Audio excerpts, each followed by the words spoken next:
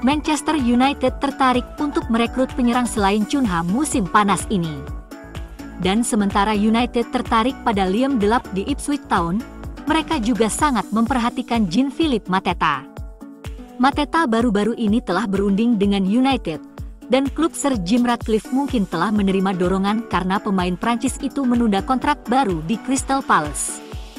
Mateta akan tertarik bergabung dengan United musim panas ini jika ia tidak menyetujui kontrak baru di Selhurst Park. Menurut laporan tersebut, United tidak tahu di mana posisi mereka dalam hal merekrut Delap dari Ipswich, yang berarti Mateta menjadi alternatif yang realistis.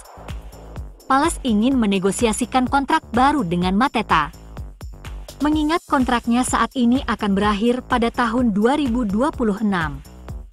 Namun jika kontrak baru tidak disetujui, Mateta disebut-sebut bersemangat untuk bergabung dengan proyek United di bawah asuhan Amorim, tim yang saat ini berada di belakang Palace di klasemen Liga Primer. Palace diperkirakan menuntut sekitar 40 juta pound untuk Mateta jika mereka menjual pemain Prancis itu musim panas ini. Mateta telah mencetak 14 gol dalam 33 pertandingan untuk Palace di Liga Primer, 2 kali lipat dari 7 gol yang dicetak Højlund dan Zirkzee secara gabungan.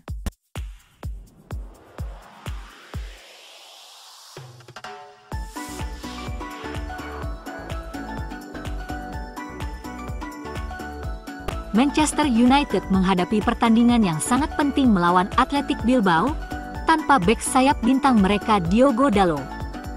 Pemain asal Portugal itu absen karena cedera betis. Dia telah tampil sebanyak 51 kali dalam kampanye yang sedang berlangsung, lebih banyak dari pemain lain manapun dalam skuad Man United.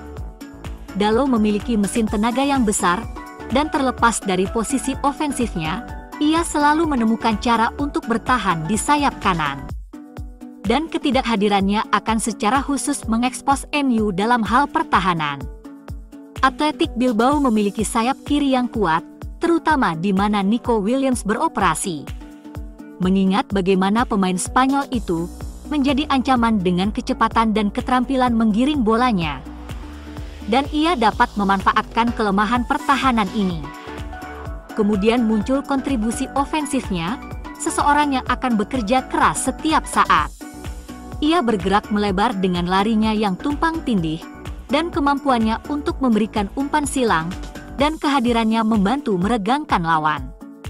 Dan kontribusinya telah banyak membantu tim asuhan Ruben Amorim, dengan lebar dan kedalaman di sepertiga akhir, membantu pemain seperti Rasmus Højlund dan Bruno Fernandes. Dan tanpa Dalot, harusnya Ahmad hadir di sana. Ironisnya Ahmad masih belum fit. Lalu apa saja solusi yang mungkin dapat ditemukan Ruben Amorim? Mengingat Bilbao akan menimbulkan banyak ancaman di sisi itu, terutama jika Nico Williams bermain. Amorim biasanya menempatkan Mazraoui di sisi kanan, mengingat bagaimana ia membawa keseimbangan yang sama antara pertahanan dan serangan. Lalu jika kita berbicara tentang serangan, tidak adanya Dalot berarti United akan membutuhkan gelandang. Kini ada dua solusi untuk hal ini. Satu adalah memainkan Bruno Fernandes dalam peran yang membuatnya didorong untuk bergerak ke area sayap. Satu lagi adalah menempatkan Alejandro Garnacho yang dapat menambah lebar yang dibutuhkan dan mencoba memastikan bahwa rangkaian serangan tetap tidak terduga. Jika tidak, salah satu cara untuk melakukannya adalah dengan menempatkan pemain bertahan di bek sayap. Amorim wajib memastikan bahwa mereka solid dalam bertahan, kemudian mencoba menemukan solusi kreatif di leg kedua saat United bermain di kandang sendiri.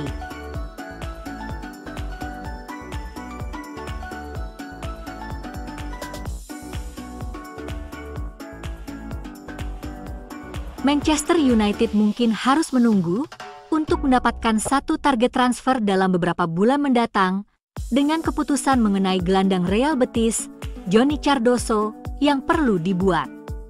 Fabrizio Romano telah mengungkapkan, Matheus Cunha menjadi salah satu nama yang disebut-sebut akan pindah ke Old Trafford, di tengah klausul pelepasannya yang dilaporkan senilai 62,5 juta pound dalam kontraknya di Wolverhampton Wanderers.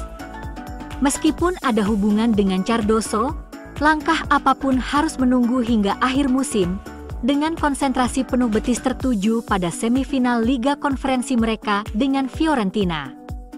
Cardoso, yang lahir di New Jersey, pindah ke Brasil saat masih kecil, dan baru meninggalkan negara Amerika Selatan itu pada tahun 2023. Saat Betis membayar sekitar 5 juta pound untuk merekrutnya dari Internasional. Ia telah menjadi pemain inti Betis selama setahun terakhir, memperpanjang kontraknya pada bulan Februari hingga tahun 2030, dan dengan 18 caps untuk tim nasional S, bintang yang luar biasa, itu bisa jadi pilihan utama untuk pindah ke Old Trafford. Ruben Amorim membutuhkan gelandang, dan Cardoso akan meningkatkan jajaran mereka. Tetapi dengan berbagai posisi yang perlu diisi, ia bisa saja pindah ke Old Trafford.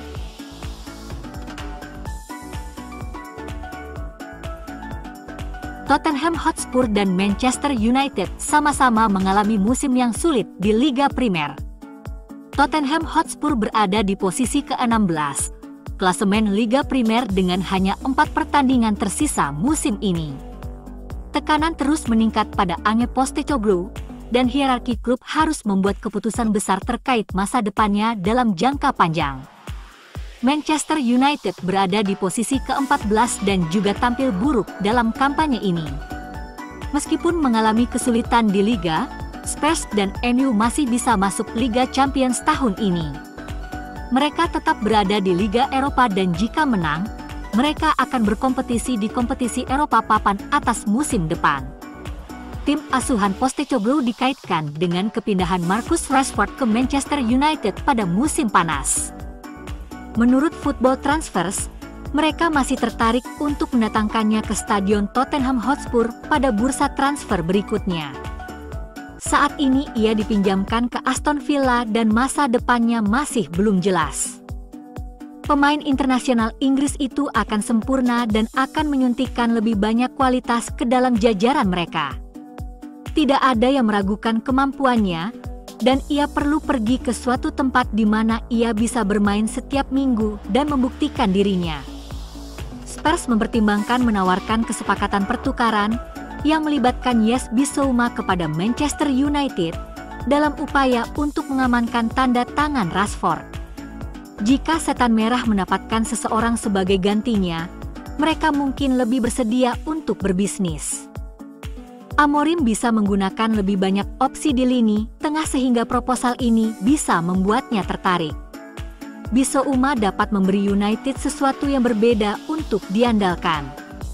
Dia kini berpengalaman di Inggris dan telah membuktikan di masa lalu bahwa dia dapat memengaruhi permainan secara signifikan. Pemain internasional Mali yang telah bermain sebanyak 45 kali, telah memainkan lebih dari 250 pertandingan dalam karirnya sejauh ini.